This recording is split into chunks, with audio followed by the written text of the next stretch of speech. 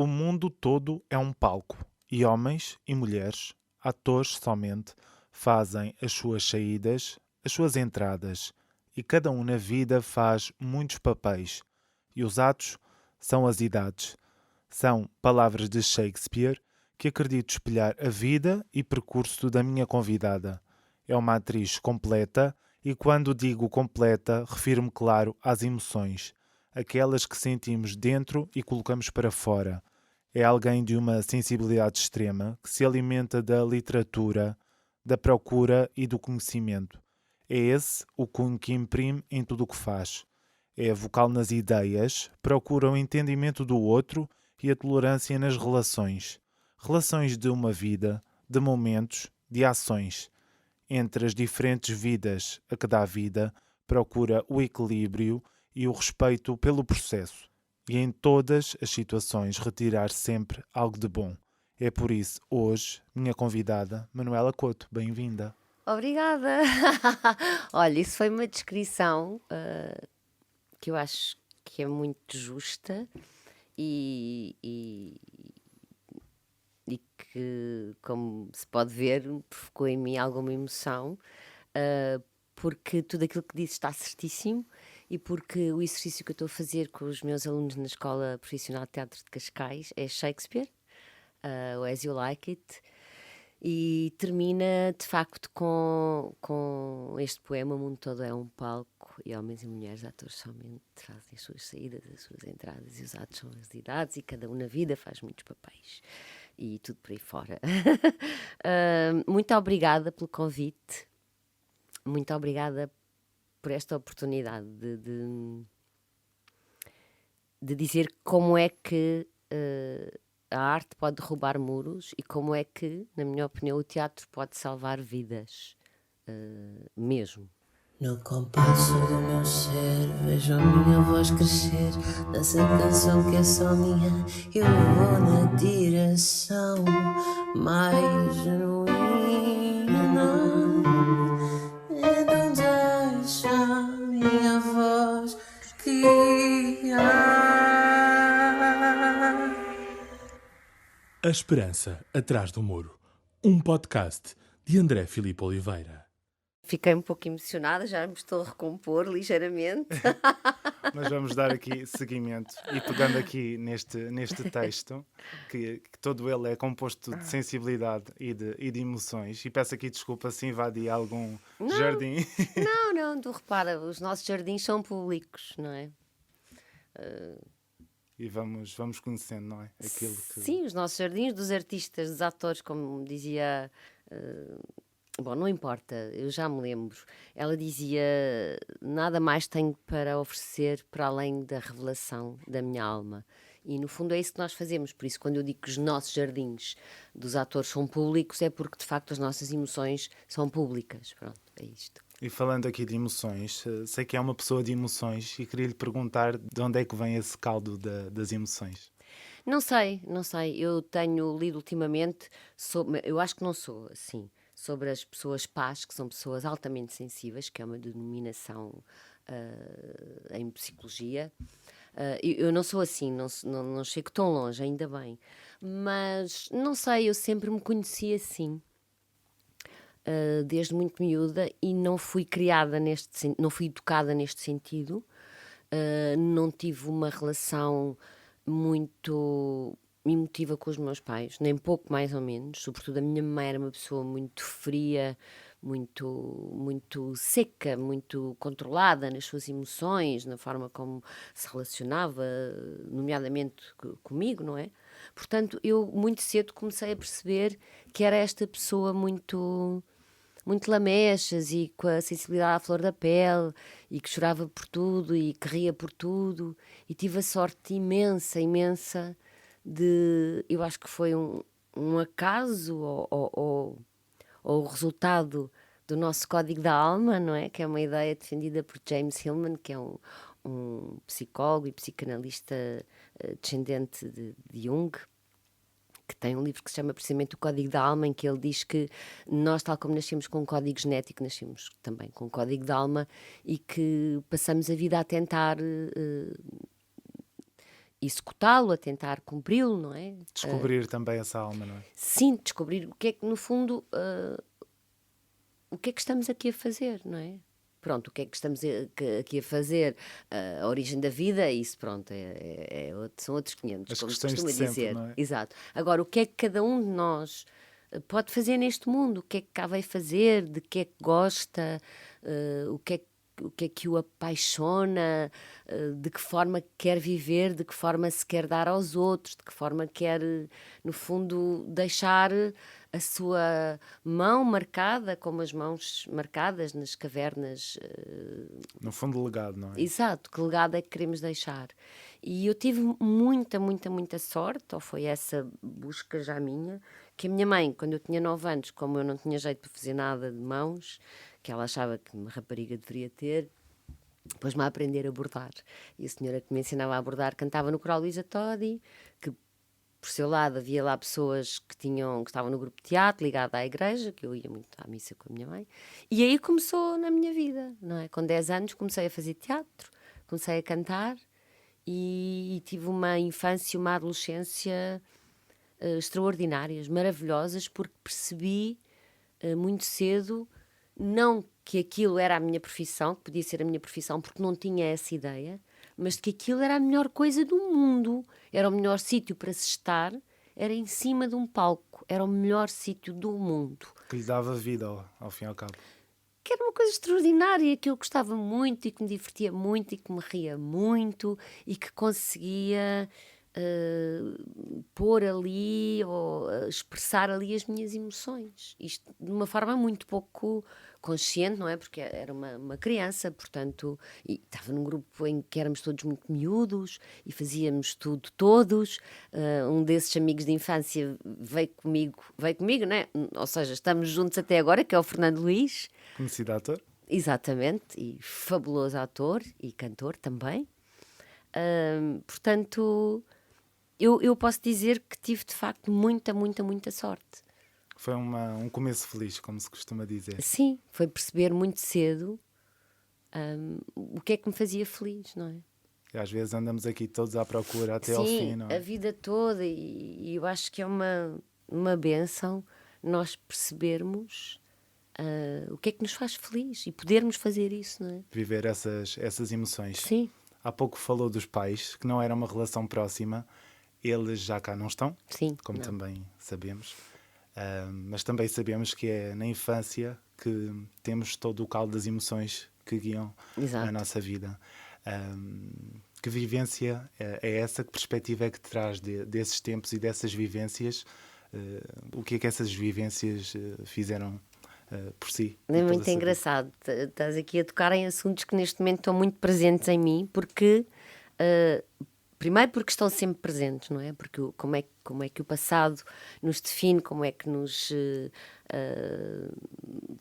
marca negativamente, positivamente, o que é que podemos fazer em relação a isso. Eu já fiz terapia algumas vezes e acho que é uma coisa fantástica se encontrarmos a pessoa certa.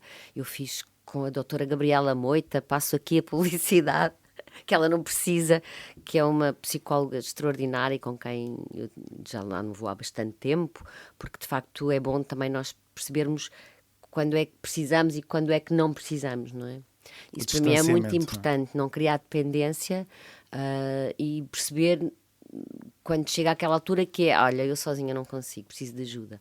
Portanto, já há bastante tempo que não preciso, ainda bem. Mas isto para te dizer que, de facto, eu estou a ler neste momento, entre outros, mas estou a ler um que estou a gostar muito, que é o livro da Lynn Ullman, a filha do Bergman e da Liv Ullman, que se chama Os Inquietos, que foi um livro que ela escreveu 7 anos depois da morte do pai, do Ingmar Bergman, aquele monstro, não é? Da arte, da literatura, do cinema, do teatro. Um homem com uma vida tão extraordinária. E que ela fala precisamente sobre isso. Ela gravou algumas conversas, as conversas ficaram péssimas, não se ouvia nada de jeito. Portanto, ela, a partir daquelas gravações que não estavam boas, conseguiu contar uma história também com as suas memórias, com memórias mais claras, outras memórias mais confusas, no fundo, conta a história daquilo que ela foi, do que ela é com o pai, e não um relato extremamente objetivo. E é isso que é maravilhoso. Essa subjetividade. Sim, portanto, sim, eu acho, de facto, toda a gente, quem estuda isto, sabe que os primeiros anos de vida são fundamentais na criação da nossa personalidade, nomeadamente nas emoções, não é? Haver mais ou menos amor nos primeiros anos de vida, e são mesmo nos primeiros, é determinante para aquilo que depois que nós somos.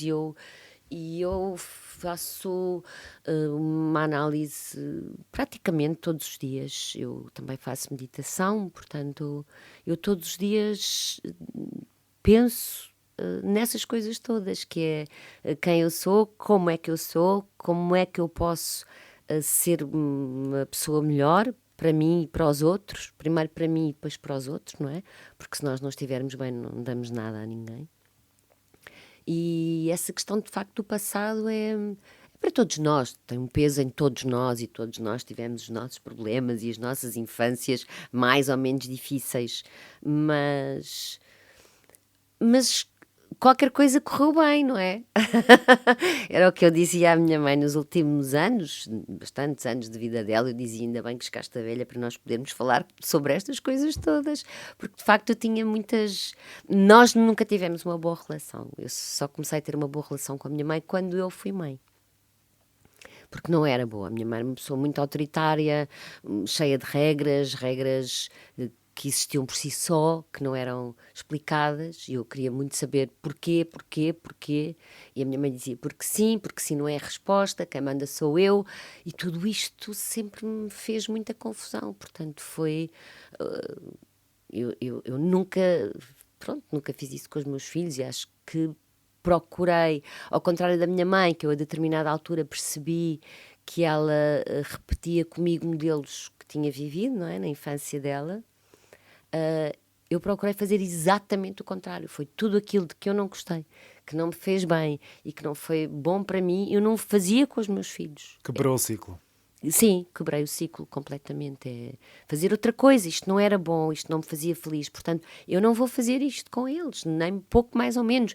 Não sei se aquilo que estou a fazer está certo, não sei se está a ser bom para eles, mas pelo menos tenho essa consciência de que quero fazer o melhor possível, não é? Criando regras, como é óbvio, são fundamentais, barreiras, limites, tudo isso é fundamental. Mas explicar as coisas, dizer porquê, falar das nossas emoções também com eles, não é? De forma a que eles percebam que nós também sentimos e que também falhamos e que também temos dúvidas. A humanização dos pais, não é? Que às vezes parece que há esse distanciamento. Sim, ou então cai-se naquele extremo que é não estar com os filhos, deixá-los fazer tudo, dar-lhes tudo, ser extremamente permissivo, que também não é bom, porque não cria limites, não é? Estruturas. Exato. Para os filhos. Falou também da infância. É uma infância feliz, pelo aquilo que nos conta. Sim. Passando pelo teatro e pelo canto, que também dá para explorar as emoções, embora naquela primeira fase de forma um bocadinho inconsciente, mas foi ali um pontapé de saída para aquilo que viria a ser a sua vida. Foi uma infância feliz, aquele caldo daquelas pessoas da igreja, do grupo coral. Do Coral Isa Todi, do grupo de teatro que nós tínhamos, que éramos miúdos e estávamos por nossa conta, digamos assim. Passávamos os fins de semana a ensaiar, a fazer o primeiro espetáculo que fizemos. Eu lembrei-me que tinha em casa um livro de anedotas, que era do meu irmão. Portanto, fui buscar as anedotas e dramatizámos as anedotas. No fundo, aquilo que se faz, e sei lá, no fundo nós estávamos a contar uma história, como não tínhamos noção, não tínhamos peças de teatro, éramos miúdos, eu tinha 10 anos, 11, 12, eu era assim das mais novas, depois eram, sei lá, 12, 13, 15 o máximo, portanto era aquele grupo também com músicos autodidatas, não é? Amigos meus que tocavam piano, guitarra, baixo, bateria. Nós tínhamos tudo. Tínhamos grandes cantores, que não era o meu caso, e pessoas que representavam muito bem, que não era só eu e o Fernando Luís, mas pronto, depois foram amigos nossos que fizeram outras escolhas na vida, não é? E que são hoje outras coisas. Mas nós fomos aqueles que que ficámos, não é? E outro amigo nosso, mas esse era pianista e é músico e é professor de música, pronto, seguiu também a carreira artística, digamos assim. Foi ali, digamos, um primeiro ensaio para aquilo que viria mesmo a ser a sua vida, e depois foi mesmo formar-se enquanto atriz para o conservatório. E, Sim. e esse confronto também daquilo que queria ser e daquilo que esperavam que seria, também foi um desafio, não é? Os pais não tinham esta ideia de ser atriz, mas a Manuela tinha e cumpriu-a, não é? Sim, quando eu não tinha ideia de que isto podia ser a minha profissão, não é? Isto foi há muitos anos, sei lá, há mais de. Ai, agora já estou baralhada. Há mais de 40 anos, pronto. E eu não tinha ideia de que isto podia ser a minha profissão, era só a coisa mais extraordinária do mundo para fazer, não é? Então, quando cheguei ao final do 12º ano, eu tinha que escolher um curso na faculdade, não gostava de nada, não havia nada que eu quisesse realmente. Portanto, fui para Línguas e Literaturas Modernas, que era onde eu tinha facilidade, línguas e literatura, e gostava de ler, mas na verdade eu estava com. Pela primeira vez comecei a sentir assim uma tristeza, que era o que é que eu faço com isto agora, não é? E tive também a sorte, lá está, a irmã mais velha de umas amigas minhas disse: olha, há um curso superior em Lisboa, no Conservatório, um curso de teatro, porque é que não vais saber como é que... Pronto, eu fui, informei-me, vim a Lisboa às escondidas dos meus pais, saber o que era preciso, depois vim fazer as provas de admissão. O Carlos César em Setúbal deu-me umas indicações, que era o diretor do TAS, do Teatro de Animação de Setúbal, uma companhia profissional que ainda hoje existe. Vim fazer as provas e entrei, portanto, depois... Entrei. Aí foi a confirmação de algo que gostava muito, não é? Exato, fiquei toda contente, mas a reação dos meus pais não foi boa, nunca foi uma coisa muito hostil, era mais aquela agressividade passiva, não é? Porque era o silêncio, era estarem com ar muito triste, e eu ainda fiquei 3 meses no Conservatório, na Faculdade de Letras, e um dia saí de lá, meti-me no autocarro, saí a chorar, porque, pronto, sou muito chorona, e lembro-me que vim a chorar o caminho todo, desde a cidade universitária até à Praça de Espanha, a apanhar o autocarro para ir para Setúbal. Estava a chover, eu lembro-me que o autocarro ia tão cheio, a porta fechou, e a pasta, a mala que eu trazia com os livros, ficou o tempo todo fora do autocarro, a abanar à chuva, e eu pensava, mas isto está-me a acontecer tudo, isto é horrível, eu não quero voltar para aqui. Foi de tal maneira que eu nem fui anular a matrícula, eu nunca mais consegui voltar para a faculdade. E disse em casa, cheguei a casa, disse à minha mãe que não ia voltar para a faculdade, ficava só no conservatório. Ela disse: então arranja trabalho, porque nós não te pagamos esse curso. E eu fui pedir emprego ao Carlos César e ele deu-me. E fez o trabalho e fez o curso. Exato, fui trabalhar para o TAS como estagiária, eu lembro perfeitamente. Eles foram incríveis, pronto, porque estavam a dar trabalho a uma miúda, não é? Ainda me pagavam o passe, que foi ótimo, foi muito fixe. E pronto, depois fiz aqueles 4 anos de conservatório, já a trabalhar no teatro, portanto já a não dormir, e continuo até hoje, não é? Estes ritmos às vezes, não é sempre, mas às vezes assim um bocadinho disparatados. E pronto, depois foi por ali fora, depois conheci o João Mota no conservatório, fui aluna do João, e o João às vezes dizia-me: se eu fosse mais novo, pedia em casamento e convidava para ir trabalhar para a comuna. Era o João, com a sua timidez. E um dia ganhei coragem e disse: ó João, para casar não, mas para ir para a comuna sim. E ele: então apareça lá a tal dia, a tal hora. Foi assim, foi muito engraçado. Depois estive lá 15 anos. Uma vida, depois não é? foi a vida toda assim. Mas eu acho que tive mesmo muita sorte. E também tive mesmo muita vontade, porque eu agora, olhando para trás, a memória que eu tenho, ou seja, aquilo que ficou marcado em mim emocionalmente, não foi nada violento, ou seja, nunca houve da parte dos meus pais. O meu pai ficou muito ofendido, teve imenso tempo mal me falava, porque não conseguia compreender. Nunca houve, no fundo, os meus pais nunca foram pessoas de grandes confrontos, nem de grandes discussões. Diziam as coisas e estavam ditas, e não havia mais conversa. Portanto, não havia gritarias, não havia lágrimas, não, nada. As coisas eram ditas e acabavam ali, as conversas. Depois ficaram naquele silêncio, naquela mágoa. Pronto, até que foram-se habituando e nunca senti Ou seja, a felicidade que eu tinha de estar a fazer aquilo de que gostava era tão grande que aquela tristeza deles para mim era, pronto, tinha de ser, era um mal necessário. Olha, é assim, desculpem lá, eu não fazer um curso na faculdade, eu não ser Que fez, não é? professora, sim, tenho um curso superior, claro, o teatro, mas não ser, no fundo, o que é que eu ia ser? Ia ser professora, não é? Mas era uma coisa que eles queriam muito, ou que tivesse, no fundo, uma profissão que fosse mais segura e uma coisa mais para uma rapariga, porque na altura, início dos anos 80, quer dizer, vi para Lisboa, para o teatro, uma miúda com 18 anos, eu percebo, isto para eles era um horror. A profissão era mal vista. A profissão era mal vista, era um meio muito, sei lá, muito marginal, quer dizer, era mais encarado a forma como as pessoas Era uma viam. perspectiva exterior. Exatamente, a perspectiva exterior era muito pior do que aquilo que era na realidade, não é?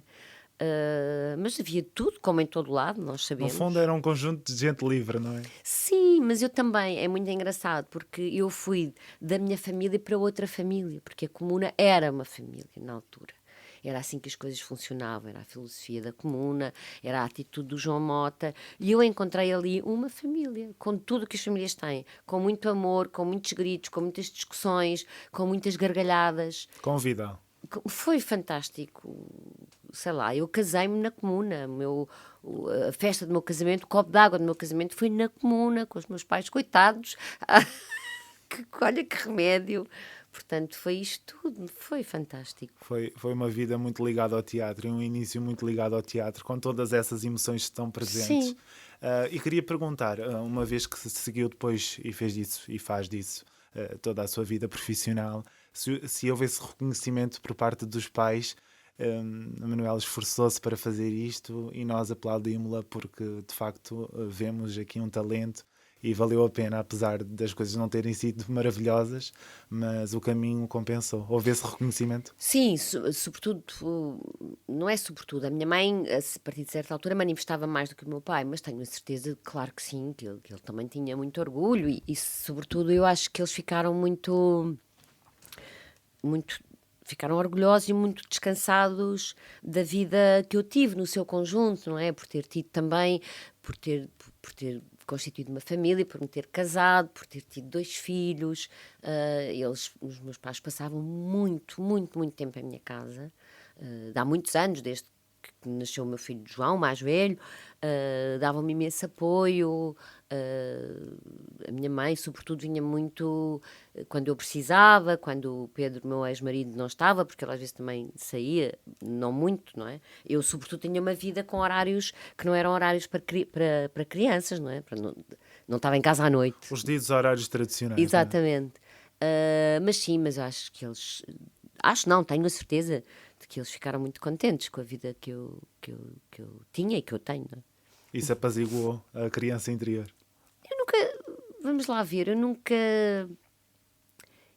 tenho, nem nunca tive remorsos por não tenho, mas nada, por não ter feito aquilo que os meus pais queriam que eu fizesse.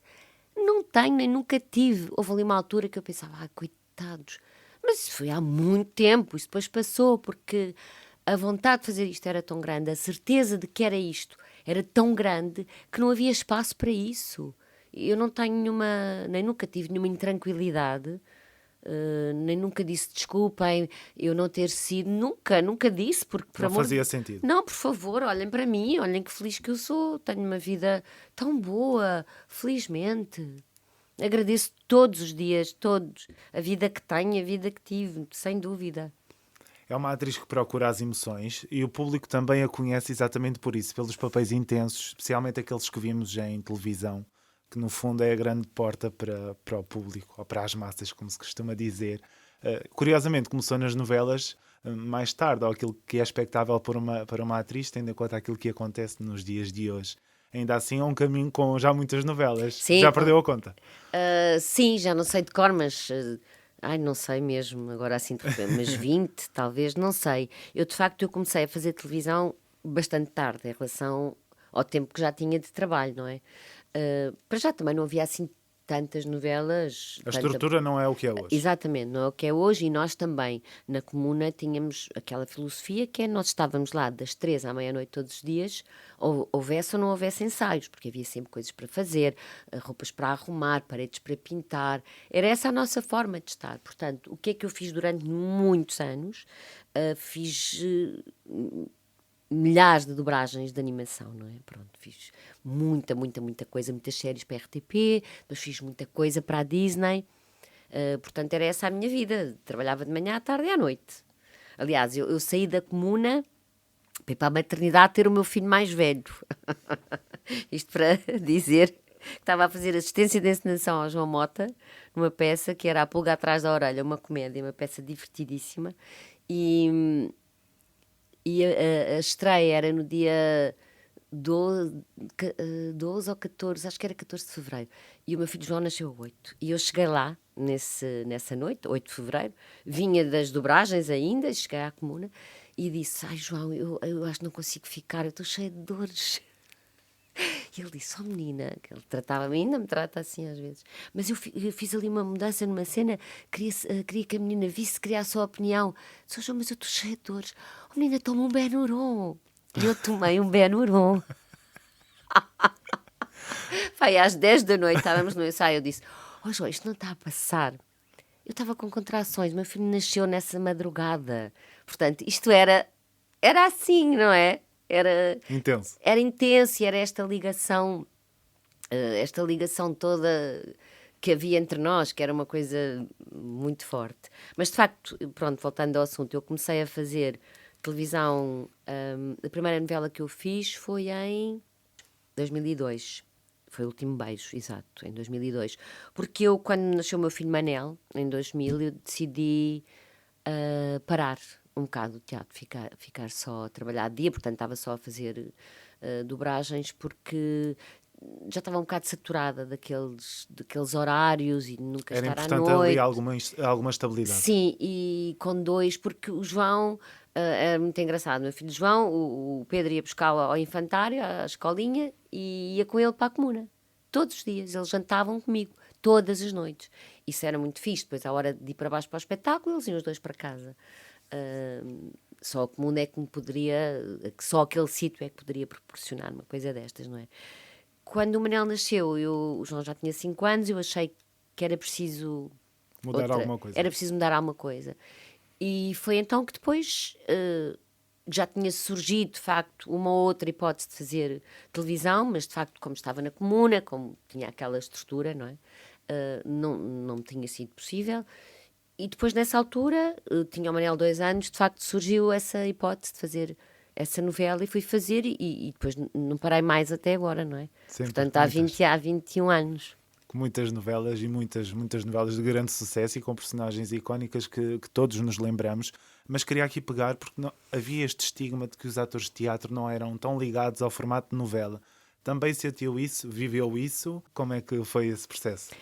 Sim, havia esse estigma de que, sim, os atores de teatro não iam para a novela porque a televisão era um produto menor, digamos assim. Felizmente que isso acabou, e hoje em dia isso já não existe. Nós estamos todos em todo lado, não é? E que bom que assim seja, não é? E para é haver ótimo, trabalho. exatamente. E porque levamos coisas do teatro para a televisão e da televisão para o teatro. Eu não gosto mais de fazer teatro do que de fazer televisão ou cinema. São coisas diferentes, eu aprendo em todo lado, e a televisão dá-nos coisas, se nós fizermos o trabalho todo de forma séria, não é? E honesta, aprendemos em todo lado. Eu aprendi imenso a fazer televisão, porque para mim a televisão, eu percebi há uns anos que era, o que era fundamental? Era não estar, digamos, escrava do texto, no sentido que eu não consigo decorar textualmente 40 páginas todos os dias, ninguém consegue. Quer dizer, se há pessoas que conseguem, eu não consigo, apesar de ainda ter, e tinha uma memória fora do comum, ainda tenho uma memória bastante razoável, já com a idade que tenho. Eu percebi que o texto era um pretexto, é um guião, não é? Como o próprio nome indica. Portanto, o que era fundamental que eu percebi, e eu passei isto sempre que fiz direção de atores, e que gosto imenso de fazer também, e dar aulas, que estou agora a dar, não é?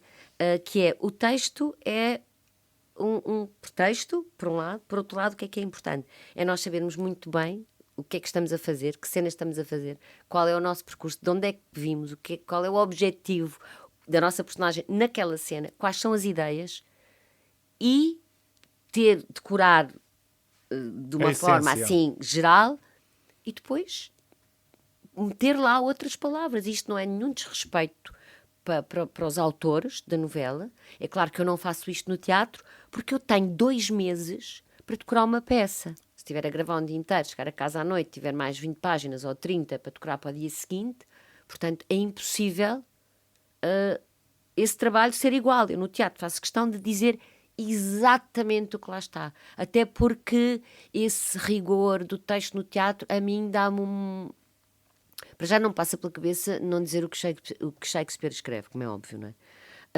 Mas depois, esse rigor também me dá uma grande tranquilidade, segurança, sim, sim. É importante para que o trabalho corra bem, não é? Sim. Enumerou aqui várias coisas e percebe-se que tem uma visão muito técnica daquilo que é a profissão e também daquilo que é a televisão, pelo trabalho que fez e faz enquanto na direção de atores. Essa visão técnica da profissão retira a emoção que é precisa ou é necessária. Como é que isso é compaginável? Na minha perspectiva, é fundamental nós sabermos da nossa profissão. E muito engraçado estares a levantar essa questão, porque o facto de eu, este verão, por volta de junho, quando falei com o meu querido Carlos Avilés, que infelizmente nos deixou, esse homem genial, quando combinámos que eu iria dar aulas na escola, não é?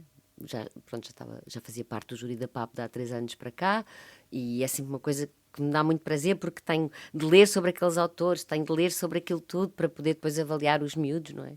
E isso traz-me um apor, não sei se isto se pode dizer, um apor, pronto, traz-me muita coisa que é fundamental para mim.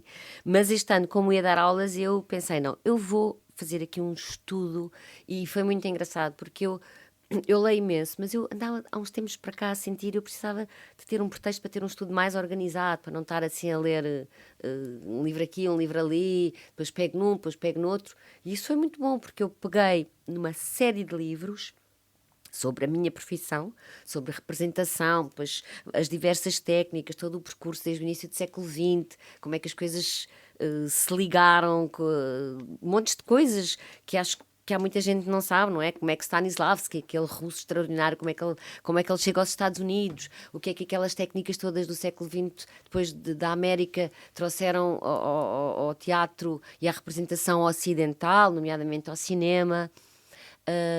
Como é que nós podemos induzir emoções, se é de dentro para fora, se é de fora para dentro, como é que um gesto nos pode provocar uma emoção. Eu acho que, para mim, que sou muito curiosa, que gosto muito de compreender as coisas, que gosto muito de pensar sobre as coisas, isto trouxe-me uma tranquilidade ao mesmo tempo e uma segurança que eu sentia às vezes que estava a perder, sobretudo no teatro. Era assim alguma insegurança, sentir que de alguma forma já tinha feito tudo e já não conseguia evoluir mais, e esta abertura, no fundo, este relembrar algumas coisas, chegar a outras pela primeira vez e estar, no fundo, depois a experimentar com os miúdos também nas aulas. Eu inventei alguns jogos, inventei eu porque pensava, olha, esta ideia é gira, mas esta também é.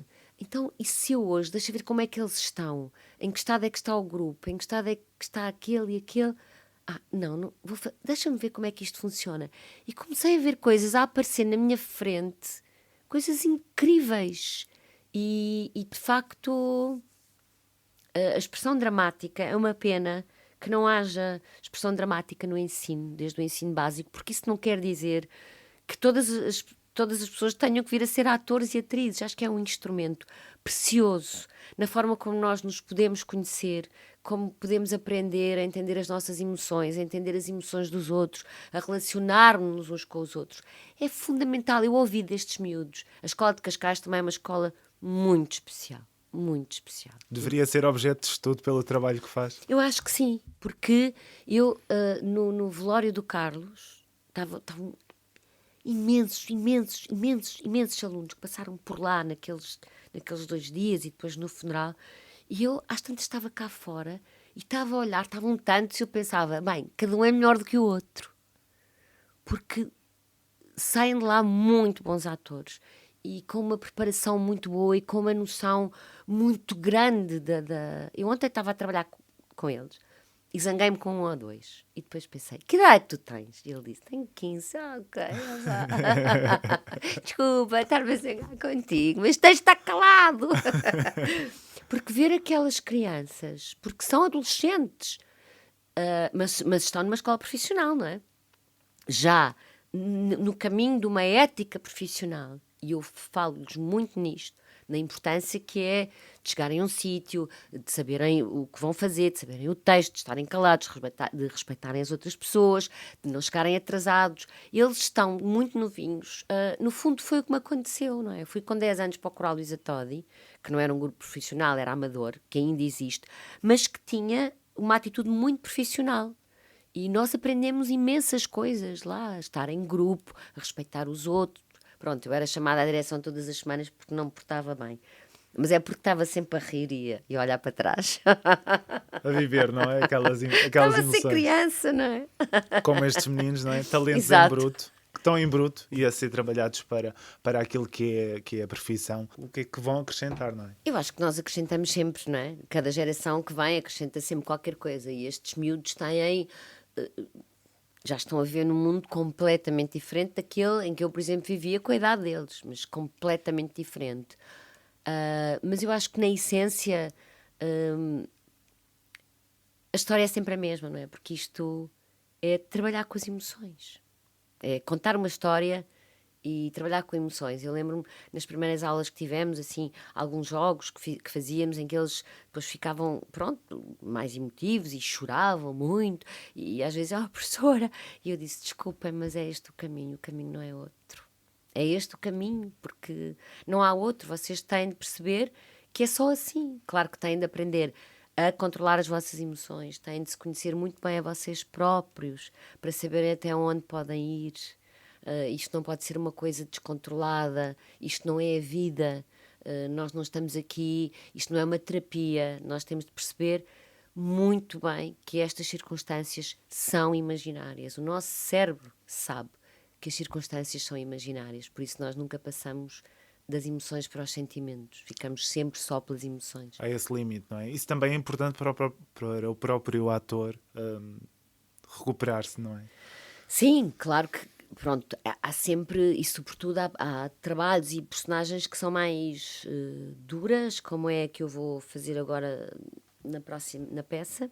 Não, na novela, é mais leve, é muito divertida. Estive a trabalhar um bocado hoje à tarde e estou muito contente, é muito divertida.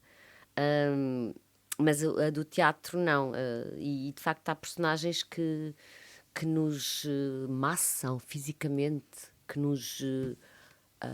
Absorvem? que nos eu fico mesmo, sei lá, com dores no corpo e a sentir mal fisicamente.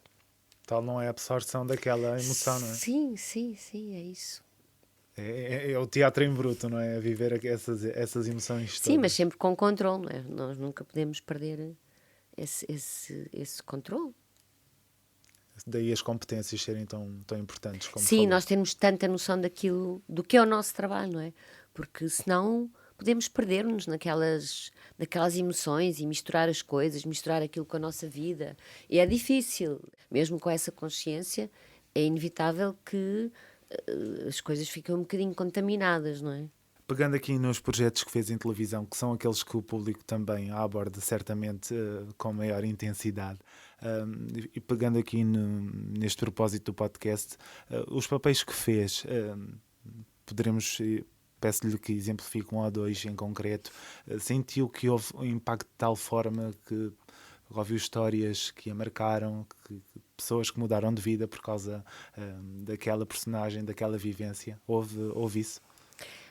Eu acho que que nunca chegou ao ponto das pessoas mudarem de vida, mas tenho muito feedback de pessoas que, sobretudo o que as pessoas me dizem mais é obrigada pela companhia que me faz, porque faz-me rir e faz-me sentir mais feliz. Dizem-me isto muitas vezes, porque eu de facto ultimamente tenho feito assim umas personagens mais cómicas, não é?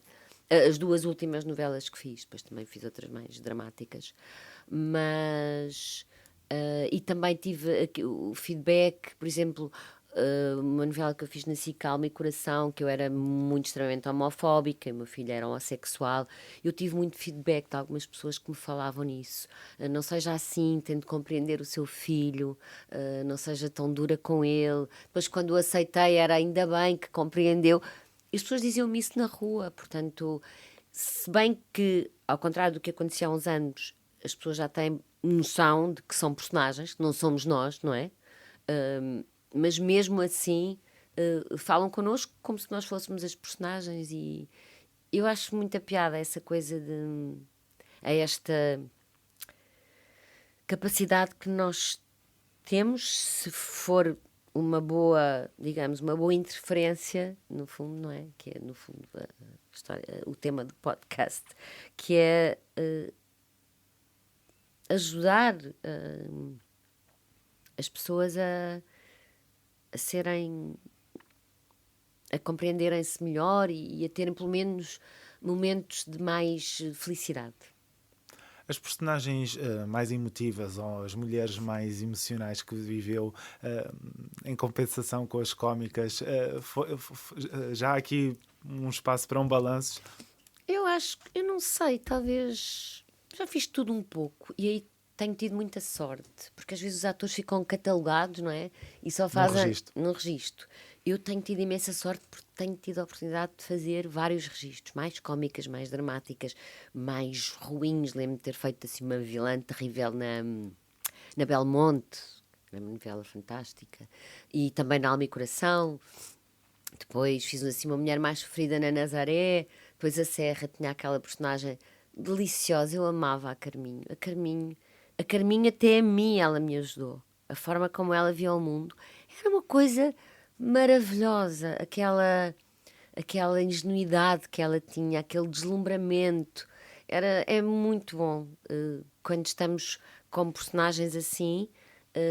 Aquilo faz-nos bem, a nós também. Essas emoções boas também Sim, são importantes. sim, sim. E passam, não é? Passa essa verdade, que era isso que falava há pouco, de as pessoas sentirem-se bem quando haviam. Sim, sim, sim, porque de facto é através da emoção que nós chegamos. As pessoas são todos os dias bombardeadas com ideias, não é? Com as notícias, com a realidade e com ideias, palavras. E onde é que estão as emoções, não é? Porque sem emoção nós não vivemos, não é? Os pensamentos não existem sem as emoções. Portanto, temos que nos emocionar, temos que aprender a emocionar-nos, temos que nos deixar emocionar. Emoções, coisas mais tristes, coisas mais alegres, mas abrir a porta para isso e sentir assim. Eu sei que é difícil, porque isto é a minha profissão. Quem não trabalhar nesta profissão, se calhar as pessoas têm dificuldade em abrir essa porta, em ter essa disponibilidade. Mas eu acho que o caminho é tão mais prazeroso. Eu acho. É uma perspectiva diferente, não é? Sim. E que pode acrescentar aqui valor a quem nos ouça. E pegando aqui, fazendo cumprir aqui o tempo que lhe prometi, e também pegando o nome do podcast, A Esperança Atrás do Muro, que reflexão faz deste título, ligado àquilo que é o seu caminho, o seu percurso profissional e também a sua vida, nesta disponibilidade de vocalizar as emoções e de falar delas de forma muito, muito aberta e espontânea? A imagem é muito forte, não é? Uma esperança atrás do muro, não é? Dá-nos sempre a ideia de que é preciso derrubar os muros. E nós vivemos neste momento um mundo tão difícil, tão terrível, tão violento, com tantos muros reais e muros imaginários. E eu sou, por natureza, uma pessoa otimista, mas neste momento faço um exercício diário para continuar a ter esse otimismo. Mas pronto, a vida reinventa-se, o mundo reinventa-se. Eu hoje tive na mão o último livro do historiador do Montefiore, O Mundo, mas tive na mão literalmente porque tem mais de 1000 páginas, que é uma história do mundo que ele conta através das famílias, não é? Que é, de facto, é onde tudo acontece. Dentro das famílias. E as famílias também elas podem ser muros, ter muros, ou... Eu acho que nos cabe a nós, a cada um de nós, todos os dias, derrubar os muros e dar esperança Também a nós, não é? a nós próprios e dar esperança aos outros. No dia-a-dia, na empatia, nos pequenos cuidados que temos uns com os outros, na atenção que temos uns com os outros, de ouvir, Eu procuro isso todos os dias. Às vezes não tenho muita capacidade, ou estou mais cansada, mas procuro isso todos os dias. Olha, e acho fantástico estares a fazer este trabalho. Parabéns. Obrigado. E ficamos com essa mensagem de esperança e agradecer-lhe aqui a disponibilidade para termos esta conversa que acredito que pode aquecer alguns corações. Eu é que agradeço ter estado aqui. Obrigado. Obrigada. No compasso do meu ser, vejo a minha voz crescer. Nessa canção que é só minha, eu vou na direção mais genuína. Então deixa a minha voz guiar. A Esperança Atrás do Muro, um podcast de André Filipe Oliveira.